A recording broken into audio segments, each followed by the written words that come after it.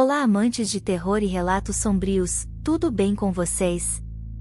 Nesse vídeo vou contar 3 relatos sobrenaturais reais que vão fazer você ficar traumatizado de medo, mas antes de começar o vídeo, se possível, deixe o like e se inscreva no canal se ainda não for inscrito. Conto com vocês, e agora vamos aos relatos de hoje. 1. Uma noite quente de verão. No verão de 1992 eu tinha cerca de 10 anos de idade e morava na cidade de Curitiba, e foi lá que tudo aconteceu. Minha casa era bem ampla, tinha cerca de 1,200 metros quadrados e ficava dentro de um condomínio famoso da região. Como a maioria das casas de condomínio, as propriedades eram divididas por lotes e eram cerca de 300 metros distantes umas das outras. Na minha casa não havia portão. Possuía uma área externa livre enorme toda gramada, onde na parte da frente da casa, que dava para a rua, se localizava a garagem e um grande jardim, e na parte de trás, que era a maior parte, onde se localizava a piscina, a churrasqueira, e uma área de lazer. Essa parte de trás era a parte preferida da família e dava frente para um lindo lago do condomínio. Numa noite muito calorosa, meus pais resolveram ir até ao supermercado comprar algumas coisas. Meu irmão, que na época tinha 7 anos, e eu resolvemos não ir, pois estávamos cansados por termos brincado o dia inteiro. A casa, como já citei no início, era muito grande, possuía vários cômodos, e por estar uma noite muito quente, minha mãe havia deixado praticamente todas as portas e janelas da casa abertas. O condomínio era muito seguro, seguranças rondavam pela área o tempo todo, e a casa possuía um sistema de segurança. Portanto não nos preocupávamos em relação à segurança. Pois bem, é aí que começa a minha história. Estávamos assistindo TV, meu irmão e eu, quando começamos a escutar estranhos barulhos por volta da casa. Uma brisa gelada entrava pelas portas e janelas e tomava conta da propriedade. A princípio imaginamos que o tempo estivesse mudando, e não demos muita importância para isso. Passado algum tempo, percebemos que os barulhos persistiam e começavam a aumentar. Foi quando olhei pela janela e vi uma névoa muito esbranquiçada cobrir a lua minguante e as estrelas que iluminavam aquela noite, e foi a partir desse momento que posso garantir que passei pelos piores momentos e tive as piores sensações de toda a minha vida. Fui ao encontro do meu irmão para ficarmos juntos, pois já começávamos a sentir uma sensação de medo e calafrios por todo o corpo. Nesse momento as portas e janelas da casa batiam a todo momento pela forte ventania e os barulhos se tornavam cada vez mais arrepiantes. Ouvíamos barulhos na piscina como se estivessem mergulhando na água. Ao redor da casa ouvíamos barulhos de pegadas de maior e menor intensidade pela grama, folhas secas das árvores caíam pelo chão e eram pisadas por não se sabe o que. Nesse momento em que já estava chorando de medo, peguei meu irmão pelo colo, e subi pelas escadas correndo desesperado até o escritório dos meus pais, deixando a casa com as portas e janelas completamente abertas. Este escritório ficava numa parte escondida da casa, dentro de uma porta de um armário do corredor que ia para os quartos. Lá estavam os pertences e objetos mais importantes da família, como documentos do meu pai e joias da minha mãe. Ao entrar no escritório, fechei a porta e nos trancamos dentro de uma pequena sala que havia lá dentro. Sentamos no chão e nos abraçamos quase que desmaiando de medo. A partir daí começamos a rezar em voz alta. Sentíamos que os passos se aproximavam-se pelo corredor próximo do escritório. O barulho na piscina ainda persistia. Então tomei coragem e olhei pela janela, mas não conseguia ver nada, pois a névoa branca tomava conta ao redor da casa. No momento em que estávamos rezando e pedindo para Deus que nos tirasse daquela situação horrível, foi que percebemos que uma forte ventania tomou conta das portas e janelas entrando na casa. Nesse momento as luzes, os eletrodomésticos e aparelhos eletrônicos se ligaram ao mesmo tempo. Nesse instante o sistema de segurança da casa foi acionado, chegando o aviso na central de segurança, e uma viatura foi encaminhada até a casa. Até o momento em que a viatura chegasse em minha casa, esses estranhos fenômenos continuavam, e nós dentro do escritório ouvíamos uma correria pelos corredores da casa misturada com os barulhos dos aparelhos eletrônicos e gritos e risadas assustadoras. Teve um instante em que ouvimos o barulho da maçaneta se mexendo, como se quisessem abrir a porta. Abracei forte meu irmão e começamos a rezar novamente. Estávamos perto de ter um colapso nervoso. Pedíamos a Deus de todas as maneiras para Ele nos proteger. Só ouvimos o barulho da sirene da viatura chegando. Foi quando repentinamente, os barulhos foram diminuindo até sumirem. Foi quando olhei pela janela e vi que aquela névoa branca que envolvia a minha casa sumir de vez. Em poucos minutos os vigias entraram na casa e revistaram todos os cômodos, sendo que não encontraram nenhum vestígio de nada. A casa estava como havíamos deixado, com as portas e janelas abertas, somente a TV que meu irmão e eu estávamos assistindo estava ligada. Uma única coisa que eles observaram de diferente foi que havia pequenas pegadas que deixaram um rastro de água, que vinha desde o lago, passava pela piscina e pelo jardim, entrava pela sala, subia as escadas, entrava pelos corredores, e terminava na porta do armário que dava para o escritório. A maçaneta da porta do escritório encontrava-se completamente molhada e havia uma poça de água bem embaixo dela. Passado poucos minutos meus pais chegaram e ficaram desesperados ao ver a viatura em frente à nossa casa. Minha mãe começou a gritar à nossa procura. Foi quando então meu irmão e eu saímos do escritório desesperados chorando do medo que havíamos passado.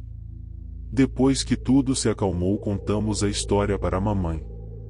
A princípio ela e papai ficaram meio duvidosos do que havia acontecido, mas depois que papai teve uma conversa com os vigias do condomínio, que lhe disseram que após uma grande descarga elétrica, que nunca haviam visto antes, o sistema de segurança da casa sem explicações caiu, e ao chegarem em casa, misteriosamente o sistema voltou, não achando nenhum motivo que possa ter ocasionado isso, sendo que a única coisa que observaram foram as pegadas molhadas como nos já havíamos lhe contado. Meus pais acreditaram plenamente no que nos lhes contamos e ficaram realmente muito assustados.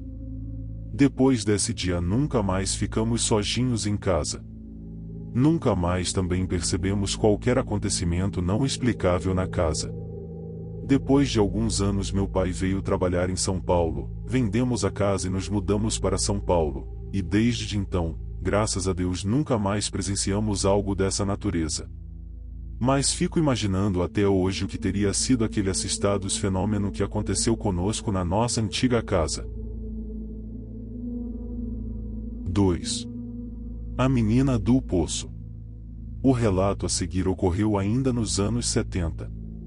Meus avós moravam em uma casa de aluguel bem no centro da cidade de São Roque, interior de São Paulo, casa que deu lugar hoje em dia a um estacionamento. Depois de muito economizar conseguiram comprar sua casa própria num bairro vizinho ao centro. O ex-dono da casa vendeu por um valor bem abaixo do normal, mas deixou sob responsabilidade do meu avô a reforma geral do imóvel.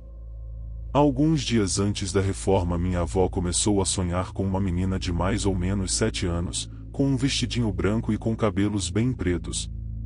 Ela não dizia nada, apenas ficava encarando minha avó que, no sonho, já estava morando na nova casa. Quando a reforma começou, os sonhos com essa menina se intensificaram e se tornaram mais assustadores. Na última semana da reforma, segundo os pedreiros disseram ao meu avô, aconteceu de tudo naquela casa. Ferramentas sumiram, pedras foram atiradas continuamente sobre o telhado, canos estouraram e o pior, descobriram no quintal um poço aterrado e cimentado por cima e no cimento estava cravada uma cruz de madeira. Aquilo parecia um túmulo e assustou a todos que trabalhavam lá.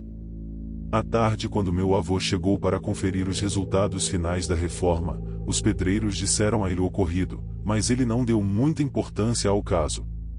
Somente foi até o quintal e com uma marreta destruiu o cimentado sobre o poço, desfez a velha cruz de madeira e se foi. Finalmente, depois de quase um mês de reforma, no sábado puderam se mudar.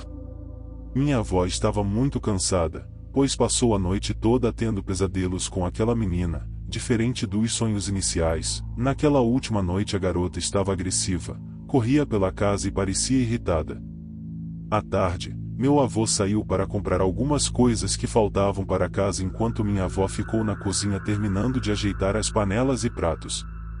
Enquanto fazia isso, notou alguém passando pelo vidro da cozinha no corredor do lado de fora. Como o vidro estava fechado e o vidro era canelado, ela só pôde ver uma sombra baixa indo em direção ao quintal. Minha avó imediatamente largou o que estava fazendo e foi até lá ver quem era. Ao abrir a porta da cozinha e andar na direção para onde foi a sombra, ela se depara frente a frente com a menina do sonho, do mesmo jeito, com aquele vestido branco e cabelos bem pretos, porém agora com um aspecto semi-transparente. Incrivelmente seus pés não tocavam o chão, ficavam a alguns centímetros do solo. Aquela imagem paralisou minha avó no mesmo lugar, ela só conseguia respirar. Realmente se tratava de algo que ele temia desde os tempos de infância, era um fantasma. Depois de um tempo que minha avó não sabe precisar, o espectro sumiu. Somente nesse momento foi que ela conseguiu se mover e sair correndo para a frente da casa, onde ficou esperando meu avô chegar. Quando ele chegou, ouviu em silêncio tudo que ela falou e, para a surpresa dela, ele comentou que tinha encontrado o ex-dono da casa na loja de matérias de construção e falou sobre o que os pedreiros tinham presenciado na última semana de reforma, sendo que o ex-dono disse que realmente aquele lugar era interessante. Foi realmente esse termo que ele usou, interessante. Ele disse que antes dele se mudar para aquela casa, a filha mais nova do casal que lá morava, estava brincando com seu irmão no quintal e caiu no poço. O garoto saiu para chamar os pais, que procuraram o corpo da garota por dias e dias, mas, surpreendentemente, não encontraram nada. Para onde ela teria ido? Aquilo era um poço, não um rio. Nem era tão fundo assim. Mais nada. Procuraram por um mês e desistiram, acabaram por sepultá-la ali mesmo. Isso explicaria o aterro, o cimento e a cruz que haviam lá e que meu avô destruiu. Imediatamente foram até o quintal e refizeram tudo o que lá estava. Minha avó xingava o pobre do meu avô por haver destruído o suposto túmulo enquanto ele mexia o cimento e cruzava duas partes de madeira para refazer a cruz. Minha avó rezou um terço sobre aquele lugar e depois disso nada mais aconteceu. Meu avô faleceu em 1998 e até quando minha avó morava lá, quando a visitava, confesso que não me atrevia a ir até o quintal, principalmente à noite sozinho. 3. A Rua Escura. Bem, este relato é fato verídico que aconteceu em uma cidade do interior do Maranhão, chamada Pedreiras. Morava numa cidade pequena que fica localizada no interior do Maranhão, uma cidade cheia de lendas e superstições. Na década de 60 a cidade tinha uma energia elétrica que funcionava até às 10 da noite, sendo que depois deste horário toda a cidade ficava na mais completa escuridão. A rua próxima que eu morava tinha uma fama muito grande de ser mal assombrada. Na época eu não era nascida e boa parte dos meus irmãos também não. Minha mãe nos contava que sempre surgia uma pessoa com uma história relacionada ao sobrenatural, sempre naquela rua, sendo que minha mãe mesma nos contava que passou várias vezes à noite quando as luzes estavam apagadas e nunca presenciou nada do tipo. Detalhe, e minha mãe é muito sensitiva, já chegou a ter várias experiências estranhas. Mas tudo bem, no meio de muitos fatos curiosos, um dos mais intrigantes foi um do vigilante que era muito amigo da minha mãe. Existia uma oficina na esquina dessa rua, onde este vigilante trabalhava, e toda noite ele ia nos portões do lado de fora e ia conferindo se todos os cadeados estavam presos de acordo. Depois que ele fazia ronda por fora, ele se direcionava para o interior da oficina e fazia ronda por dentro. Certa vez, ele contou que estava fazendo sua ronda como de costume, e tudo estava na mais perfeita calma. As luzes estavam apagadas pois já se passava das 10 da noite. Averiguado que tudo estava na ordem do lado de fora, ele se encaminhou para dentro da oficina.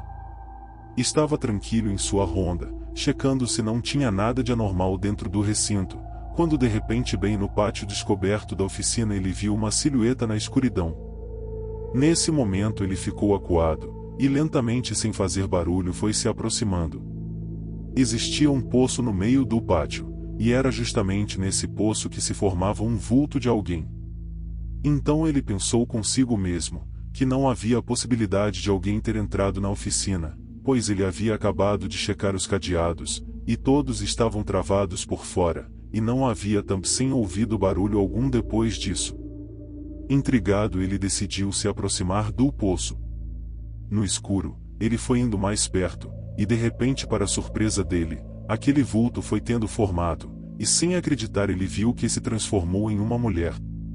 Nessa hora ele ligou a lanterna novamente, sendo que não focou no rosto daquela mulher, apenas para melhor visualizar aquela silhueta alta, magra com cabelos compridos e negros, com um vestido azul escuro bem conservador, como se fosse um modelo antigo. Ela estava sentada no poço, olhando para o chão todo o tempo, e em nenhum momento levantou os olhos para o homem.